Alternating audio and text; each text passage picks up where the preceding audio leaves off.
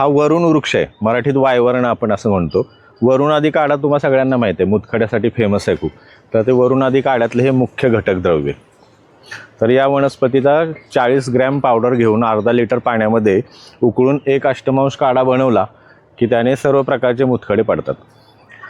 मेदोरोगामध्ये म्हणजे वेट लॉससाठी या पानांची भाजी करून खाल्ली की मेद झडतो. आपलं जे काय मेद वातारी म्हणून गोळी आहे, तर त्याच्यामध्ये आपण वरुण वनस्पती वापरली. प्रोस्टेट इन्लार्जमेंटमध्ये या वनस्पतीचा खूप चांगला उपयोग होतो. पाषाणभेद, अपामार्ग, पुनर्नवा आणि वरुण असा यांचा काढा करून घेतला की प्रोस्टेट इन्लार्जमेंटमध्ये चांगला गुण येतो. लघवीला अडखळत होत नाही, लघवी सुटायला मदत होते. त्याचबरोबर या वनस्पतीला पांढऱ्या रंगाची खूप सुंदर फुलं येतात. तर त्या फुलांची पावडर पाव चमचा घेतली की IBSमध्ये खूप चांगला गुण येतो त्याचा.